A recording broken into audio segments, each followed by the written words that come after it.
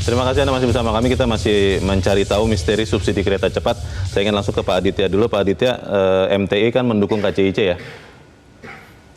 Mendukung transportasi publik yang Bapak sudah publik. Sempat menaiki KCIC-nya? Sempat. KCJB-nya sudah pernah ya? Pertanyaannya Pak Aditya, kalau Anda lihat tadi ada masalah soal investasi yang menurut Dirut KCIC butuh 38 tahun untuk BEP, Bang Faisal bilang sampai kiamat juga tidak. Kalau menurut Anda, apakah memang bisa menghidupi diri sendiri KCJB ini?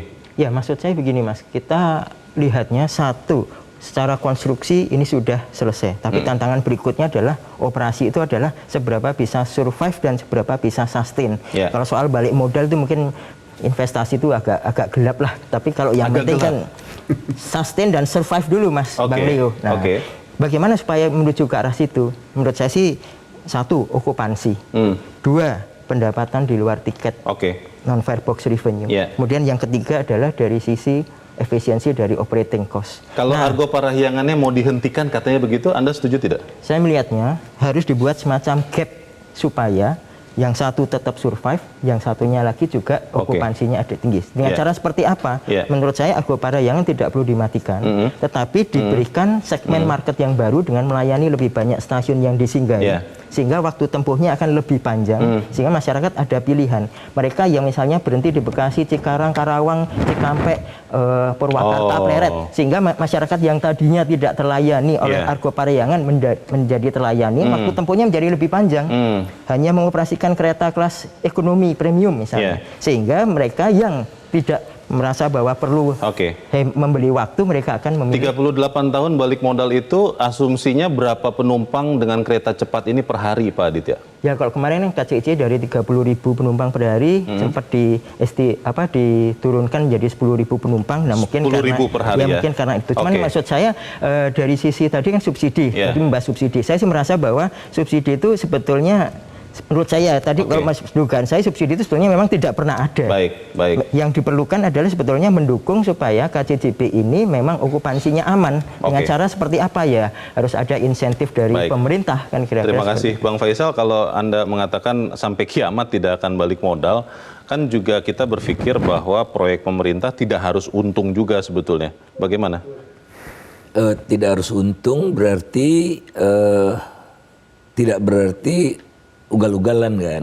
Nah, jadi kembali ke hitohnya deh gitu. Kalau NU itu kembali ke hitoh. Maksudnya apa nih kembali ke hitohnya? Hakikatnya. Iya. Maksudnya dalam hal ini kereta cepat itu substitusi dari pesawat. Gitu. Jadi harga itu nggak terlalu penting. Ya kalau di Jepang harga pesawat dengan harga kereta api kadang-kadang kereta api lebih mahal. Yang penting jarak tempuhnya dan kedua adalah bisnis. Biasanya perjalanan bisnis. Kalau pariwisata lama-lama nggak terlalu apa-apa. Ini perjalanan bisnis. Yang butuh cepat. Nah, pertanyaannya Bandung apa kota bisnis? Kan banyak industri tekstil, produk tekstil, alat kaki, ada juga di situ. Teknologi juga. Tapi Bandung bukan kota bisnis. Tidak sebesar Jakarta, Surabaya begitu maksud Bang Faisal. Sehingga sulit mengharapkan dari dari penumpangnya, perjalanan wisata ya. Kemudian yang berikutnya lazimnya dari pusat kota ke pusat kota, makanya punya daya tarik. Kalau ke bandara kan 1 jam sendiri ya, tunggu pesawat sejam. Jadi unggul kereta cepat itu dari segi waktu. End to end-nya ya, bukan kecepatan keretanya gitu. Kemudian yang ketiga, dia nyaman, udah pasti nyaman.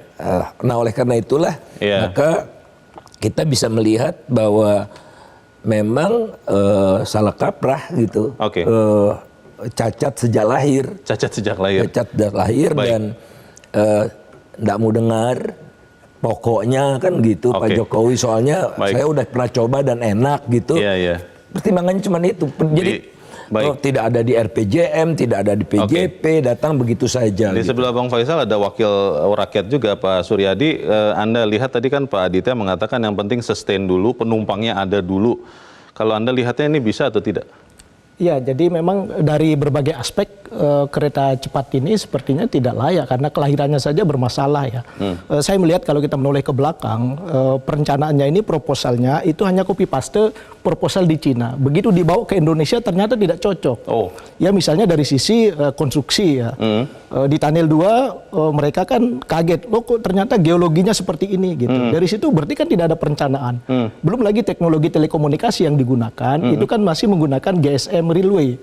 Yang ini menurut International Telecommunication Union itu akan usang 2030 begitu. 7 tahun dari sekarang. 7 tahun dari sekarang. Nah, bahkan di infrastruktur GSM di Indonesia ini kan tidak seperti di Cina gitu, sehingga harus biayanya membengkak. Bahkan ada yang menurut saya agak konyol dalam perencanaan. Jadi mereka ketika pembebasan tanah itu hanya berapa meter itu ya panjangnya. Tapi begitu ketemu pegunungan, perbukitan, dia tidak hitung kemiringan itu. Dari situ perencanaannya. Akurasi ya. Ya, sehingga kembali ke tentang subsidi, memang jangan diwacanakan subsidi karena subsidi itu pertama untuk masyarakat berpenghasilan rendah. Dan ini untuk kelas ekonomi. Sementara kereta cepat ini kan ya untuk berpenghasilan menengah ke atas gitu. Dan yang kedua adalah untuk transportasi perintis. Nah, di sini tidak masuk juga untuk perintis. Misalnya Bandung Jakarta banyak alternatif, ada jalan tol, ada kereta parahyangan dan banyak sekali gitu. Jadi tidak ada dasar hukumnya untuk mensubsidi ini gitu. Sehingga memang menurut saya bukan cuma dibatalkan, diwacanakan pun tidak gitu. Tapi kan ini sudah jalan ya, uji cobanya sudah dilangsungkan, rencananya 1 Oktober akan komersial operasionalnya, itu bagaimana Pak? Ya, kalau kita kembali kepada undang-undang tentang kereta api ya, Undang-Undang Nomor 23 tahun 2007, justru uji coba yang kemarin pun menurut saya adalah pelanggaran. Karena uji coba boleh dilakukan ketika memenuhi 3 syarat. Ada izin usaha, ada izin pembangunan, dan izin operasi. Nah, sampai saat ini operator dari kereta cepat ini tidak ada izin operasinya. Tapi Menteri Perhubungannya kan ikut itu mencoba bersama Presiden justru dan sekian orang. Justru disitulah masalahnya, karena uji coba itu melibatkan publik. Ada 1.700 loh masyarakat umum yang diajak uji coba. Walaupun sudah dianggap aman itu tetap tidak boleh menurut aturan. Uji coba boleh dilakukan ketika itu oleh teknisi. Tidak boleh melibatkan publik, apalagi hadir pejabat negara. Itu pelanggaran, bisa penjara 6 tahun itu dalam Undang-Undang 23 tahun 2007. Begitu. Masalahnya adalah bahwa Bapak dan pemirsa, kereta cepatnya sudah jadi. Kalau kita batalkan mungkin lebih banyak mudaratnya. Tapi pertanyaannya, apakah akan kita lanjutkan tanpa ada perbaikan? Tetap bersama kami, Economic Challenges segera kembali.